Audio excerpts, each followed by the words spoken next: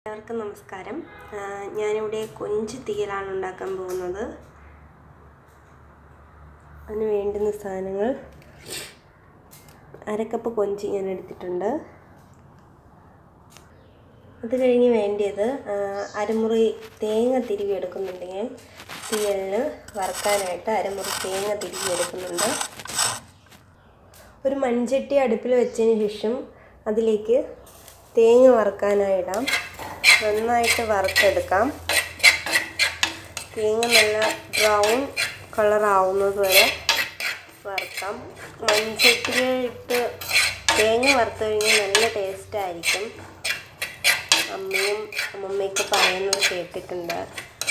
തേങ്ങ മൺചട്ടിയിലിട്ട് വറുത്തെടുത്ത് കഴിഞ്ഞാൽ നല്ല ടേസ്റ്റാണ്.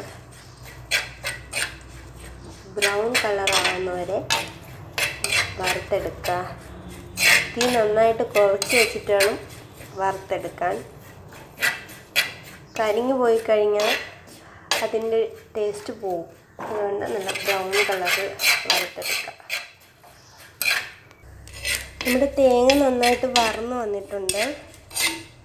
ഇതിലേക്ക് നമുക്ക് ആവശ്യത്തിന് എരിവ് ചേർത്ത് കൊടുക്കാം. മുളക് പൊടി ആവശ്യത്തിന് നിങ്ങളുടെ രീതിയിൽ എരിവ് ചേർത്ത് കൊടുക്കാം. ഞാൻ എൻ്റെ ആവശ്യത്തിന് എരിവ് ചേർത്ത് നന്നായിട്ട് ഇളക്കുന്നുണ്ട്. 2 ടീസ്പൂൺ മുളക് പൊടി ഇട്ടിട്ടുണ്ട്. മുളക് പൊടിക്ക് ശേഷം 1 ടീസ്പൂൺ മഞ്ഞൾപ്പൊടി, 1 ടീസ്പൂൺ മല്ലിപ്പൊടി, 1 ടീസ്പൂൺ ഗരം മസാലപ്പൊടി. ഇതെല്ലാം കൂടി മിക്സ് ചെയ്ത് നന്നായിട്ട് ഇളക്കുക.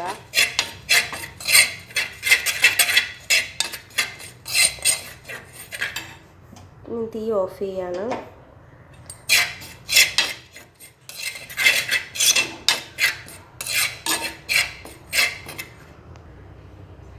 ഈ മസാല എല്ലാം കൂടെ ചൂടോടുകൂടി എടുത്ത് മിക്സിയിലാക്കി അരയ്ക്കണം. വെള്ളം ചേർക്കാൻ പാടില്ല. വെള്ളം ചേർക്കാണ്ട് വേണം അരയ്ക്കാൻ. നിർത്തി അരച്ചെടുത്താൽ മതി. നല്ല രീതിക്ക് അരച്ചെടുത്താൽ മതി. ചൂടോടുകൂടി അരയ്ക്കണമെന്ന് പറയാൻ എങ്കിലേ എണ്ണ തെളിഞ്ഞു വരത്തുള്ളൂ. ചൂടോടുകൂടി അരച്ചെടുത്താലേ എണ്ണ തെളിഞ്ഞു വരത്തുള്ളൂ. അതിനാ ചൂടോടുകൂടി അരയ്ക്കണമെന്ന് പറയുന്നത്. ഈ ചൂടോടുകൂടി തന്നെ മിക്സിയിലിട്ടിടുകയാണ്.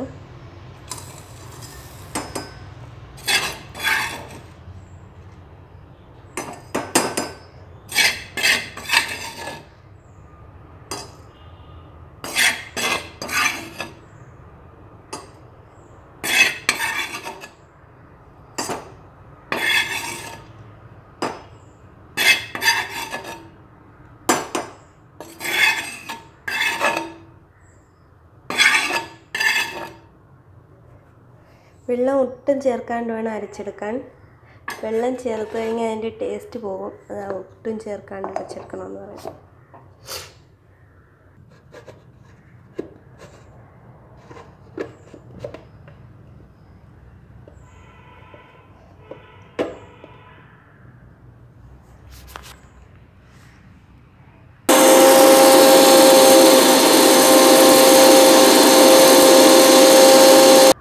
എന്തായെന്ന് നമുക്ക് നോക്കാം.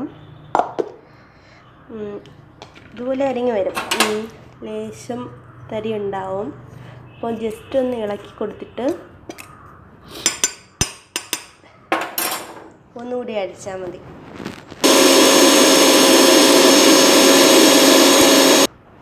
ആയിട്ടുണ്ട്. ഇതുപോലെ നല്ല ചോക്ലേറ്റ് നിറത്തിൽ നല്ല ബ്രൗൺ കളറിലായി വരും.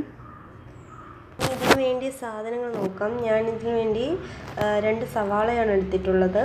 ചെറിയുള്ളി യൂസ് ചെയ്യുന്നവർക്ക് ചെറിയുള്ളി യൂസ് ചെയ്യാം. ഞാനിപ്പോൾ സവാളയാണ് എടുത്തിട്ടുള്ളത്. സവാള ഇങ്ങനെ വലിയ കഷ്ണങ്ങളായിട്ട് ചതുരത്തിന് അരിഞ്ഞെടുക്കണം. വലിയ കഷ്ണങ്ങളായിട്ട് ഞാൻ അരിഞ്ഞിട്ടേക്കുവാണ്. ഇനി ഇതിൻ്റെ കൂടെ പച്ചമുളക്, നമ്മുടെ എരിവനുസരിച്ച് പച്ചമുളക് ചേർക്കാം. ഞാനിവിടെ നമ്മളെ വീട്ടിൽ പിടിച്ച 2 നാടൻ പച്ചമുളകാണ് ചേർക്കുന്നത്. 2 എണ്ണം ചേർക്കുന്നുണ്ട്. അടുത്തതായിട്ട് വെളുത്തുള്ളി പേസ്റ്റ് ആക്കണ്ട, ഇതുപോലെ രണ്ടാക്കി ഇട്ടാൽ മതി. വെറുതെ രണ്ടാക്കി ഇട്ടാൽ മതി, പേസ്റ്റ് ആക്കേണ്ട ആവശ്യമില്ല. ഞാനിതിപ്പോൾ 4 അല്ലി വെളുത്തുള്ളി എടുത്തിട്ടുണ്ട്. ഒരു വലിയ തക്കാളി വലിയ കഷ്ണങ്ങളാക്കി മുറിച്ചത്, 2 സവാള വലുതായിട്ട് അരിഞ്ഞത്, 4 ചില്ലി വെളുത്തുള്ളി, ഇത് 2 പച്ചമുളക്. ഇത് കടുക് വറുക്കാനുള്ളതാണ്.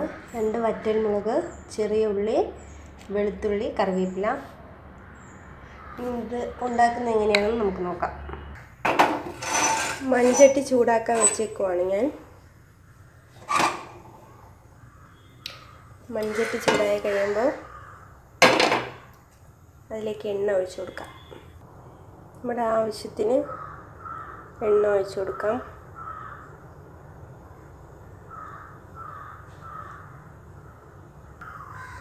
അതിലേക്ക് നമുക്ക് 1 ടീസ്പൂൺ കടുക് ഇട്ട് കൊടുക്കാം. കടുക് നന്നായിട്ട് പൊട്ടിയിട്ടുണ്ട്. അതിലേക്ക് കടുക് വറുക്കാനായി വെച്ചിരിക്കുന്ന ബാക്കി സാധനങ്ങൾ ഇട്ട് കൊടുക്കാം.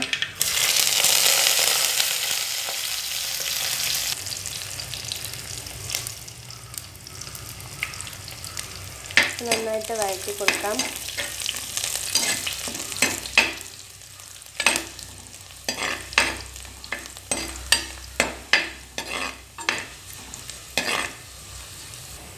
കടുക് താളിച്ചത് റെഡി ആയിട്ടുണ്ട്. ഏകദേശം എല്ലാം ബ്രൗൺ കളറായി വന്നിട്ടുണ്ട്.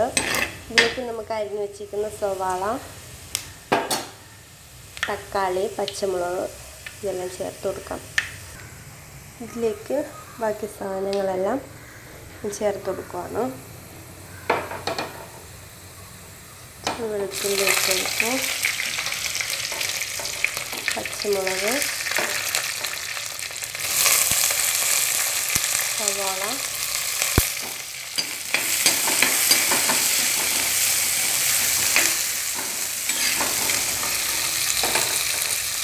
എന്തുകൊണ്ടും മൺചട്ടിയിൽ വയ്ക്കുന്നതാണ് നല്ലത്. മീൻകറി ആയാലും തീയലായാലും എല്ലാം മൺചട്ടിയിൽ വയ്ക്കുന്ന വേറെ ടേസ്റ്റാണ്. നമുക്ക് സവാള, പച്ചമുളക്, വെളുത്തുള്ളി ഇതെല്ലാം ഇട്ട് വഴറ്റുകയാണ്. നമ്മൾ സാധാരണ വഴറ്റുമ്പോൾ ഒരുപാട് വരണ്ട് പോകണ്ട. ജസ്റ്റ് ഒരു ബ്രൗൺ നിറമായാൽ മതി. വെച്ചിരിക്കുന്ന തക്കാളി അരപ്പിട്ടതിന് ശേഷം ഇട്ടാൽ മതി, അല്ലെങ്കിൽ അത് വെന്ത് പോകും. ഒന്നൊന്ന് വഴറ്റി കൊടുക്കാം. ഇതിലേക്ക് നമുക്ക് ആവശ്യത്തിന് ഉപ്പിട്ട് കൊടുക്കാം. ഉപ്പിടുന്നതുകൊണ്ട് വേറൊരു പ്രത്യേകത എന്ന് വെച്ചാൽ ഇത് നന്നായിട്ട് പെട്ടെന്ന് വരണ്ട് കിട്ടും. ഉപ്പിട്ടിട്ട് നന്നായിട്ട് ഇളക്കാം.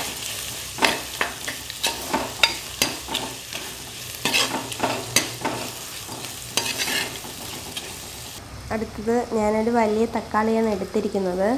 അതിൻ്റെ പുളിപ്പ് കൂടാണ്ട് ശകലം പുളി കൂടി എടുത്തിട്ടുണ്ട്. ഇത് വെള്ളമൊഴിച്ച് കോർത്ത് വയ്ക്കാം. നമ്മുടെ സവാള ആവശ്യത്തിന് വേണ്ടിയിട്ടുണ്ട്. ഇതിലേക്ക് നമുക്ക് അരച്ച് വെച്ച തേങ്ങയും മസാലയും എല്ലാം കൂടി അരച്ച് വെച്ച് ചേർത്ത് കൊടുക്കാം. ഇതിൽ വെള്ളം ചേർത്തിട്ടില്ല, ഇത് ഡയറക്റ്റ് ഇട്ട് കൊടുക്കുകയാണ്.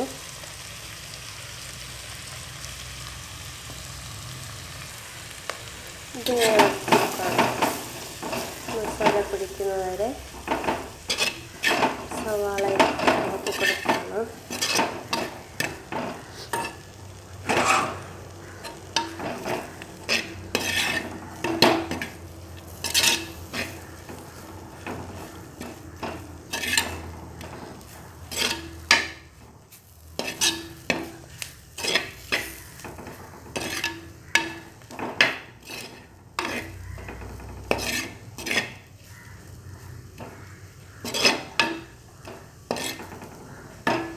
ഇനി ഇതിലേക്ക് നമുക്ക് ആവശ്യത്തിന് വെള്ളം ചേർത്ത് കൊടുക്കാം. ഇതിൻ്റെ ആവശ്യത്തിന് വെള്ളം ചേർത്ത് കൊടുക്കുകയാണ്.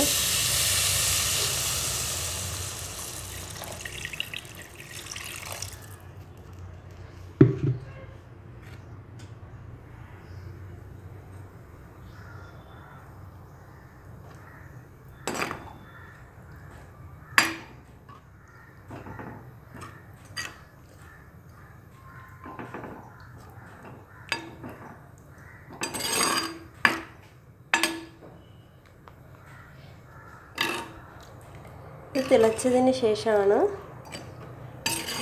തിളച്ചിട്ട് മാത്രമേ നമ്മൾ കൊഞ്ച് ഇതിലേക്ക് ഇട്ട് കൊടുക്കാവൂ. നന്നായിട്ട് തിളക്കട്ടെ. കറി നന്നായിട്ട് തിളയ്ക്കുന്നുണ്ട്. ഇതിലേക്ക് പുളി പുഴുങ്ങി വച്ചിരിക്കുന്നത് ചേർത്ത് കൊടുക്കാം. അതിനുശേഷം ഇതിലേക്ക് ഞാൻ തക്കാളി ചേർത്ത് കൊടുക്കുവാണ്.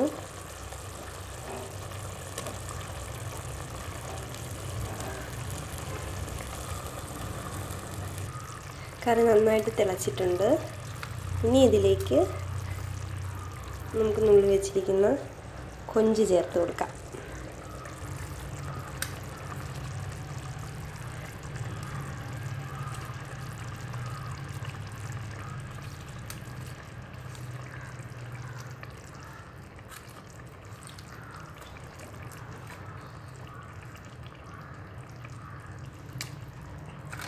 കൊഞ്ച് അവസാനം ഇടുന്നത് ആദ്യം ഇട്ട് കഴിഞ്ഞാൽ ഒരുപാട് വെന്ത് കഴിഞ്ഞാൽ കൊള്ളത്തില്ല. കൊഞ്ച് പെട്ടെന്ന് വേവും. അതുകൊണ്ടാണ് അവസാനം ചേർക്കുന്നത് കൊഞ്ച്. മീനായാലും നമ്മൾ അങ്ങനെ തന്നെയാണ്, അവസാനം അരപ്പ് തിളച്ചതിന് ശേഷം നമ്മൾ ചേർക്കുന്നത്.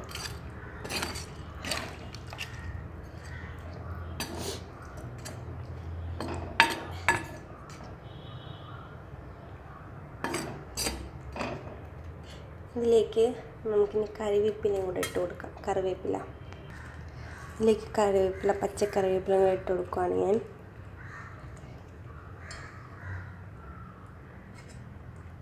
ഇതിനി ഒരു 10 മിനിറ്റ് അടച്ച് വെച്ച് വേവിക്കാം.